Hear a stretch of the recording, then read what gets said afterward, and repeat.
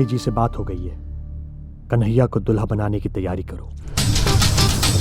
दुल्हा हिंदुस्तानी, दुल्हा हिंदुस्तानी। जावेद भाई। हाँ सर। एक काम कीजिए ना। हाँ सर। ये जो बाल हमारे निकाल रहे हैं, हाँ। साकाल भाई की खोपड़ी पे चिपका दीजिए। अरे बारे हीरो, देखा हीरो तैयार। अब बताओ कहाँ एक्टिंग करेगा? चला। हाँ? शादी फिक्स करे। ए महाराज, तू तो कलर लगी खाली एक्टिंग करे के बा, और आप कहता रहा कि शादी फिक्स करे के बा। हाँ। अरे भाई, अरे यार, अरे हम क्यों और से प्यार करे ले भाई, ऐसा कैसे यहाँ भी आकर ली? एगो शरीफ अमीर हिंदुस्तानी के दूल्हा बने के बा, और जब तोहार शादी तय हो जाई, ओकरे एवज में मिली तोहरा के 50 लाख रुपया, और वो 50 लाख रुपया से तोहार जीवन सेट।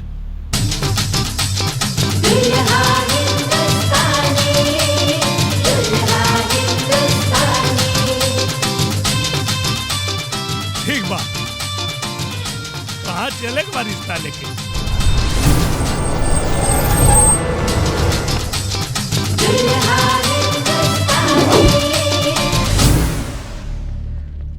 आज से तोहार एक्टिंग के परीक्षा शुरू। चिंता मत करो, पहले नाटक सुपर हिट हुई। चला। प्रणाम स्वामी जी। प्रणाम। ये हैं कन्हैया बाबू, भारत ग्रुप ऑफ इंडस्ट्रीज के मालिक। ये कंपनी कब खुल गई? अभिनय अभिनय। अरे बेटा, पैर ना, पैर ना। अरे बुजुर्गों के पैर छूने से बल बुद्धि विद्या बढ़ती है। Super hit, super hit. धन्य है स्वामी जी, धन्य है।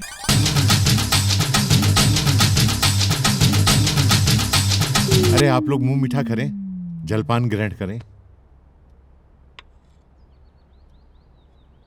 आपके माता पिता?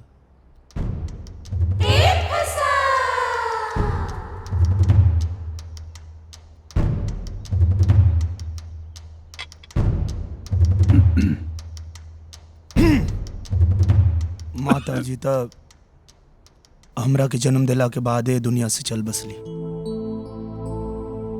और जैसे हम होश संभलनी, थोड़ा समझदार बनी, तो भारत ग्रुप ऑफ कंपनी की सारा भार हमरा कंधा पर सौंप के बावजूद भी हमार चल गिले। अब ये दुनिया में हमार कुछ भी बाणे तो बस ये मामा जी बाड़े। कैसन लगल इसे? Super acting.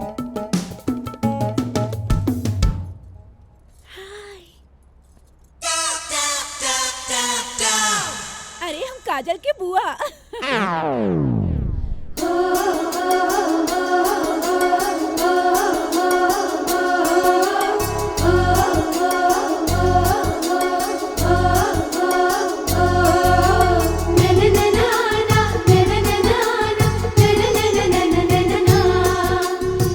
अब जाओ बिटिया।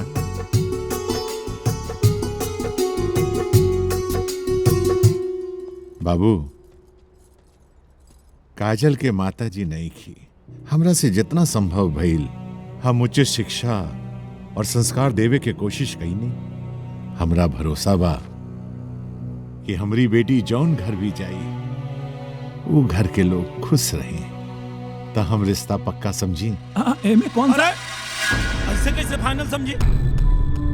अरे ये सब तो पैसा खातिर नाटक होता ना। बाबू, ये सब का कहता रहा तू? कैसे ना कहीं? हाँ?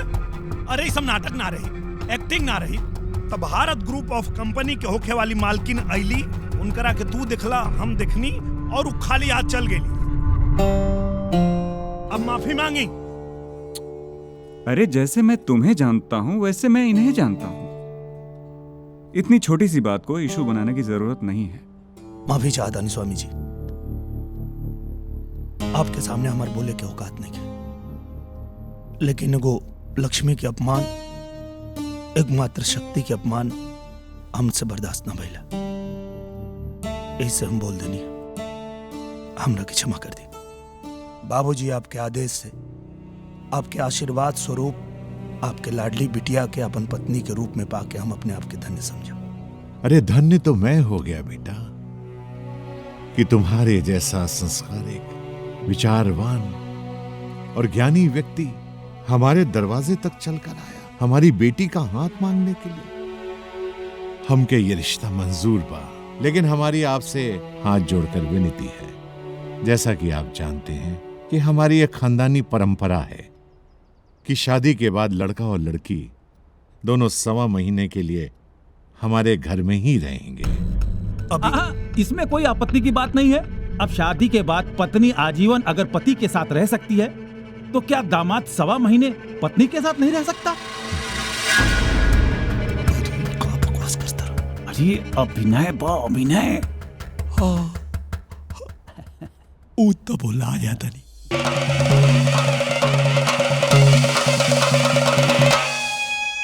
आज खुश तो बहुत होंगे आप, हाय, क्योंकि आज हम सुपरस्टार बन के नहीं, एक दुल्हन के होने वाले दुल्हे के लिबास में खड़े हैं।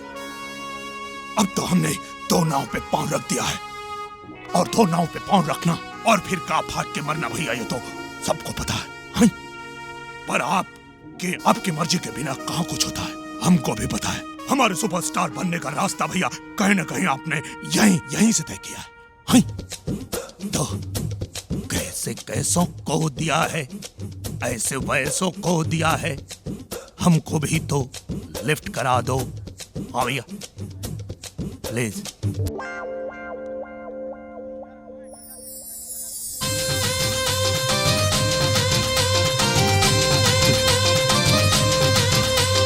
दुल्हा हिंदुस्तानी, दुल्हा हिंदुस्तानी। अरे काजल, राधा, जल्दी चला, बारात आ गई। का? हाँ बारात आ गई? हाँ, हाँ। दीदी हम अभी आवत अरे नहीं। कहाँ? अरे जीजा जी के एक झलक देख के आवत नहीं।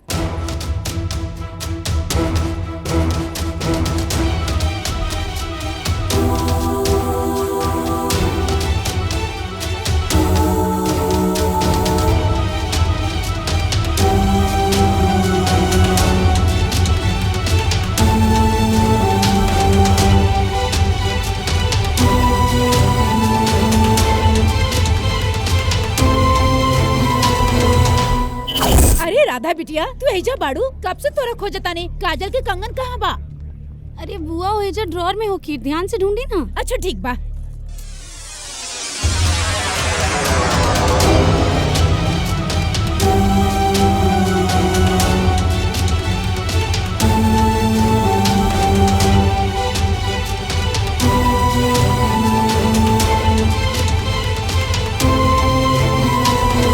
अरे भाई, दूल्हे को मंडप में बुलाया जाए।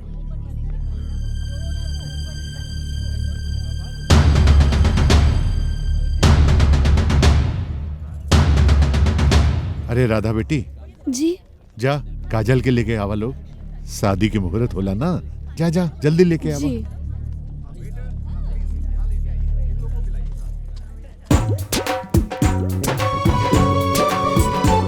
चलो पापा मंडप में बुला रहे बाड़े। त कैसन लगला नंदोई जी? अरे अब तो लगा था कि जीजा जी के शादी के बाद ही देखल नसीब हुई। अरे तू चला, लेट होता, चला।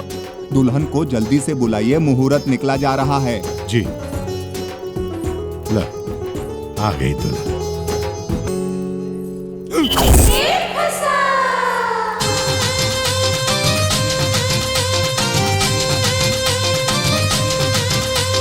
दुल्हा हिंदुस्तानी, दुल्हा हिंदुस्तानी। पंडित जी। हाँ बेटा। आप इनकर खानदानी पंडित जी हैं? हाँ, सबका शादी हम ही कराए हैं। तो जीवन दुल्हन के बाएं साइड में लड़की भी है, वो कौन है? घोर पाप। विवाह की पवित्र वेदी पे बैठ के पराई स्त्री का स्मरण कर रहे हैं आप। वो बात नहीं खे, दरअसल हम जानकारी खातिर पूछा था।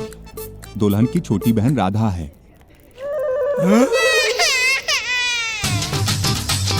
दुल्हा हिंदुस्तानी, दुल्हा हिंदुस्तानी, दुल्हा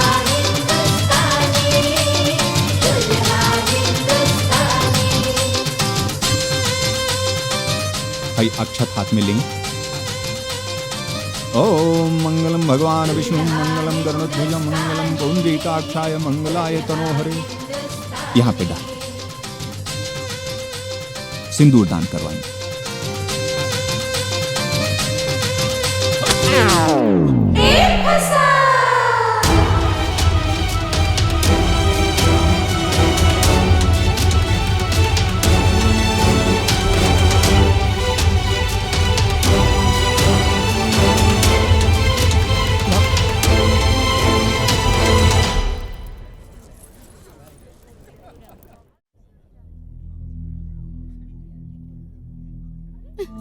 प्यार के वादा हमरा से कैला और शादी शादी हमरा बड़ बहन से। तू हमार भरोसा कर, हमके पता ना रहे कि तू हर महीने वैसे भी तो की चिंता करे के कोनो बात नहीं है। अरे ये सिर्फ शादी के नाटक होता और हमके सच में पता ना रहे कि ये तोहार बहन नहीं। अच्छा, ये बारात नाटक है, जौन फेरा होके जा रहल बा वो नाटक है, तब तो सिंदूर भी नाटक हुई। सब नाटक, सब नाटक। और ये नाटक करे के हमके पैसा मिला था और हम सोचनी कि जैसे शादी हो जाए पैसा मिली और हम इंडिया आ जाए तोरे पास। पैसा खातिर तू केहू के जीवन बर्बाद कर देबा? हाँ, तोरा पता बा ई नाटक करके तू एक ना तीन जीवन बर्बाद कर रहल बाड़ा। वो तो हमार प्यार सच्चा रहे कि कोनो भी अनर्थ होखला से पहले भगवान सब सच्चाई हमरा सामने ले ले। प्यार तो हमरो सच्चा बा राधा, और ये सब जो नाटक हम करत है ना राधा, अपने प्यार के पावे खातिर ही करत है। तू तो हमरा के कहीं के ना छोड़ला कन्हैया। हमरा तो समझे में नहीं के आवत कि हम का करें। अरे तू तो हमरा बहन के ही हमार सौतन बनावे जा रहल बड़ा।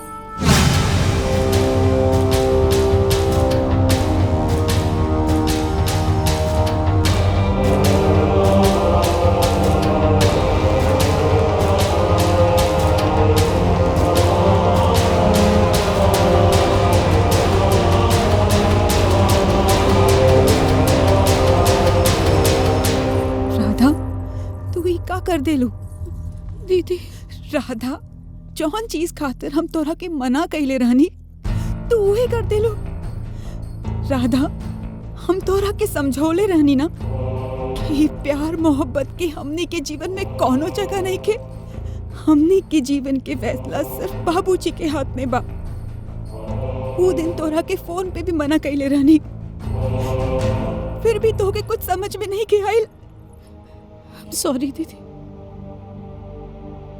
जब हमरा के प्यार भइल तब हमरा के कुछ न सूझल। हम तो बस प्यार कईनी, सोचनी जब सही समय आई तब बाबूजी के समझा लियल जाए। हम बाबूजी के अच्छी तरह से जानेला, कोई शादी कबो कबूल न करिए। हमरा पूरा भरोसा रहे दीदी कि अगर बाबूजी कबूल ना भी करियन तब वो तू उनकरा के कबूल करा देबू। आज तक हमार हर जिद खातिर तू बाबूजी के मनवले बाड़ू, और यही से हमरा के उम्मीद रहे कि तू बाबूजी के मना लेबू। और बाबूजी हमरे प्यार के एक्सेप्ट कर लिए। कबो एक्सेप्ट ना करिए। ऐसे मत बोलो दीदी। अरे अगर तू बाबूजी से बात करबू तो इस सिचुएशन में भी बाबूजी हमनी के प्यार कबूल कर लिए। ना कबूल करिए, ना कबूल करिए, कबो कबूल ना करिए।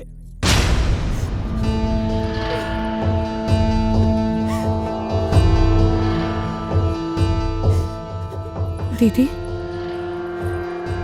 का बात बा? तू हमरा से कुछ छुपा रहल बाड़ू।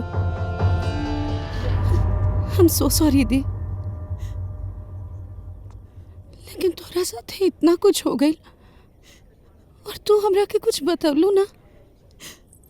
ओकर दूसरा दिन तोहर फोन आयल रहल, लेकिन हम एक कश्मकश में रहनी कि तोहरा बताई कि ना बताई। हम सोचनी कि तू प्रोजेक्ट खातिर गइल बाड़ू, जब वापस आईबू तो बता दे। यही खातिर राधा हम चाहत रहे कि तू ये प्यार व्यार के चक्कर में मत पड़िया। हम तोरा के फोन पे भी समझौनी, लेकिन तोरा के कुछ समझ में नहीं के आयल। आज तो हम अपन जीवन के ऐसन मोड़ पे खड़ा बानी कि आगे के रास्ता सूझत नहीं के। अपन बाबूजी के खोजल लड़का से ब्याह नहीं के कर सकत, काहे कि वो हमार बहन के प्यार है। और अगर ये बात बाबूजी के बतौनी तो पहले तो बारात जाई और दूसर तोहार प्यार भी स्वीकार ना हुई। हम तो धर्म संकट में फंस गई नहीं। दीदी, हमरा के हमेशा हर संकट से तू ही निकलले बाड़ू, और इहो संकट से तोरे के ही हमरा के निकाले के बा। इतना आसान नहीं के राधा। हम बाबूजी से क्या कहब, समाज सब का कही राधा। प्लीज कुछ सोचो दीदी, प्लीज। अब तोहरा अलावा हमार केहू सहारा नहीं खे, तोहरे के ही कुछ करे के पड़ी दी, प्लीज।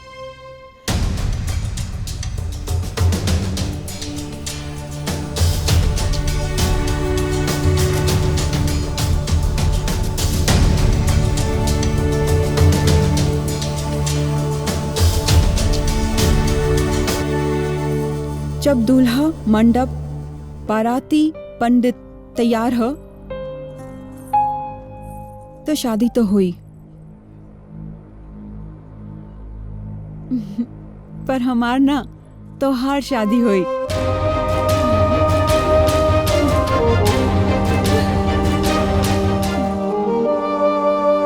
लेकिन इस सब लोग सब केहू कुछ न जानी। दुल्हन हमेशा घूंघट में रहेले और घूंघट में केहू के कुछ पता न चली। एकर अलावा और कोनो रास्ता नहीं खे। दी, you are great, I love you.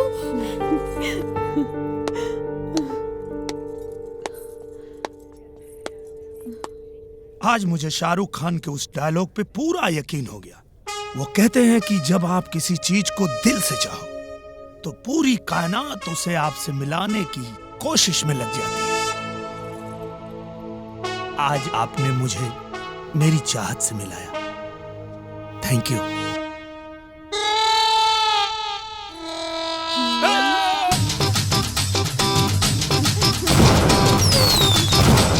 आपन पसंदीदा फिल्म देखे खातिर डाउनलोड करी दंगल प्ले ऐप।